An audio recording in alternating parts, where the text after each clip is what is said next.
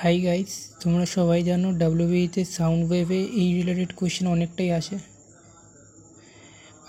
এটা হচ্ছে apparent frequency, এটা হচ্ছে সাউন্ডের ফ্রিকোয়েন্সি, এটা হচ্ছে সাউন্ডের স্পিড, এটা হচ্ছে অবজার্ভের স্পিড, এটা হচ্ছে সোর্সের স্পিড, এটা হচ্ছে অবজেক্টের স্পিড।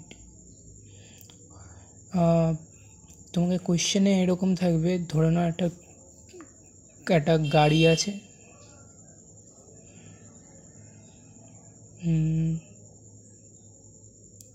গাড়ি আছে, যেটা ভি স্পিডে মুভ করছে একটা মানুষের দিকে।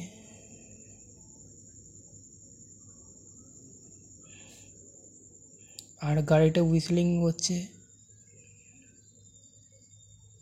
হর্ন বাজাচ্ছে ধরে নাও। তো এটাকেই আমরা ভি এর স্পিড বলবো। আর মানুষটা এখানে স্টেশনারি আছে, মানে ভি অফ, মানে এটা হচ্ছে এটার রেসপেক্টে আসছে, স্টেশনারি। তো ফর্মুলা দাঁড়ায় V F equal to F not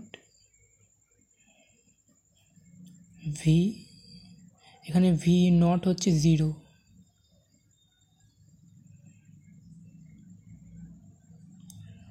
এটা সাউন্ড ওয়েভ।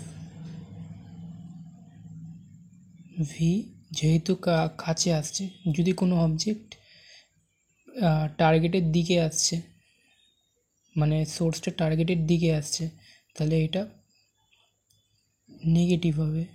একটু বোঝার চেষ্টা করো এটা কেন নেগেটিভটা হলো। যেহেতু নিচে তোমরা সবাই জানো, যে ডোমেন যদি কমে যায় তাহলে ওভারঅল যে কোনো ফাংশন থাকে, ওভারঅল যেটা বেড়ে যায়। ধরে নাও না 1/2 আর 1/3, কে বড়? অবভিয়াসলি 1/2, কারণ যেটা নিচেটা কমে যায় সেটা তার ভ্যালু, মানে ডোমেন যদি বেড়ে যায় তাহলে ভ্যালুটা কমে যায়। আর এখানে 2 আছে, এটা বেড়ে গেছে।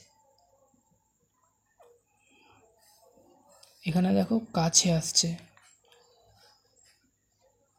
দিস মিনস সাউন্ড ওয়েভটা বাড়বে। যখন কোনো ট্রেন, যখন ধরে নাও যে কি ট্রেনটা অনেক দূরে আছে, দূর থেকে ট্রেনটা কাছে আসছে তোমার কাছে, তো তোমার কী মনে হবে, বাড়ছে না কমছে? বাড়বে অবভিয়াসলি। যদি ট্রেনটা তোমার দিকে আসে তাহলে ট্রেনের সাউন্ডের স্পিডটা বাড়বে। তো এইভাবে বুঝে নাও। একটা কোশ্চেন দিচ্ছি, করে দাও।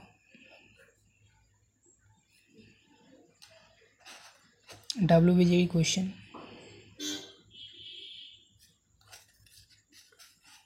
একটা ট্রেন মুভ করছে 33 মিটার পার সেকেন্ডে।